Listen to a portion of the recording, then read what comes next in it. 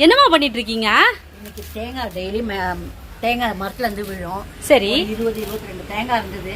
இங்க உட்காந்து அப்பா உரிச்சாரு. சரி. அதை உரிச்சு எடுத்துட்டு இந்த தேங்காய் நிறைய வேஸ்ட் பண்ணக்கூடாது. சரி, என்ன பண்ணணும்? உடம்பு தேய்ச்சிக்கலாம். இதுலதான் இந்த பிளாஸ்டிக் பிரஷ்லாம் வச்சு உடம்பு தேய்க்க கூடாது. சரி. இந்த தேங்காய் நாறு வச்சு இப்ப நம்ம சோப் போடுறோம்ல, சோப் போட்டு இதை வச்சு தேய்ச்சிக்க உடம்புக்கு நல்லது. எந்த பக்க விளைவுகள் இதை சில பேர் பிளாஸ்டிக்ல வச்சு தேய்ப்பாங்க, அதெல்லாம் தேய்க்காதீங்க. இதுல மகாலட்சுமி தேங்காய் நார்ல மகாலட்சுமி குடிகொண்டு இருக்கா.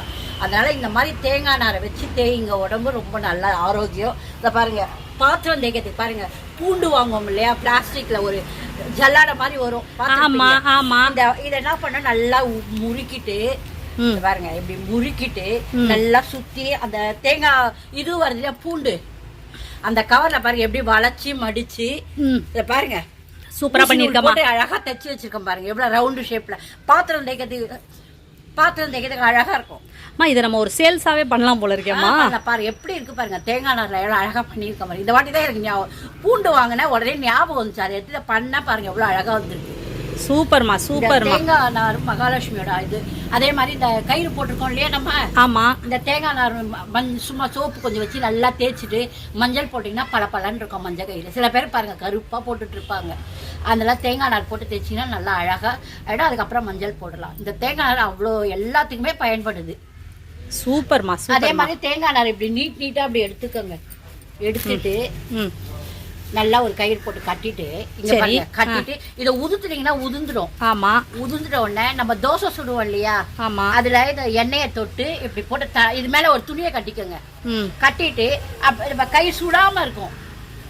அந்த சில பேர் துணியை அப்படியே வச்சு தேய்ப்பான், அப்படி தேய்க்காதீங்க. இதுல கட்டிட்டு இதை பாருங்க இப்படி வச்சு இப்படி தேய்ச்சிங்கன்னா அழகா தோசை ஊற்றலாம். இது நிறைய உபயோகம். இந்த தேங்காய் இது இவ்வளவு அதுக்குதான் வச்சிருக்கீங்களா? இதை தூக்கி போட்டுருவீங்களா? இல்ல இதை பாருங்க, இதை பாருமா, இந்த உதிர்ந்து பாத்தியா? ஆமா, அதோ உதிருது இல்லையா. இதை இப்படி இப்படி பண்ணி பண்ணி பண்ணி இந்த உதிர்தெல்லாம் எடுத்துடுவேன்.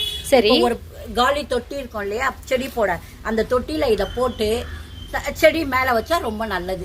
தண்ணி அப்படியே இழுக்கும். இப்ப உரமாயிடும். இப்ப செடிக்கு கூட நான் இதெல்லாம் எடுத்து எல்லாத்தையும் போடுவேன். இதை வேஸ்ட் பண்ணவே மாட்டேன் நானு. வீட்டுல சும்மா இருக்கும்போது இதை பண்ணிட்டு இருப்பேன். நம்மளோட தேங்காய் மரம் எப்படி இருக்குன்னு பாப்போமா? இதுதான் எங்க வீட்டு தேங்காய் மரம், தென்னை மரம். காயெல்லாம் இனிமேல் தான் எடுத்தாச்சு, இனிமேல் விழுந்தாதான் உண்டு. அது மோஸ்ட்லி எங்க வீட்டுல விழாதுங்க, பக்கத்து வீட்டுல தான் விழும். பாருங்க இப்படி ரோட்ல இருக்கிறதால ரோட்ல தான் அது விழும். விழுந்ததே எங்க அம்மா அழகா எடுத்து வச்சிருக்காங்க. விழுந்த தேங்காய் வீட்டுக்குள்ள விழுந்து, இது தெருவுல விழுந்தா தெரியாது. யாரையும் எடுத்துட்டு போட்டோம், அது யாருக்கு கிடைக்கணுமோ கிடைக்கட்டும். அதுதான் எங்க மம்மியோட மனசு. ஓகேம்மா, பாய்.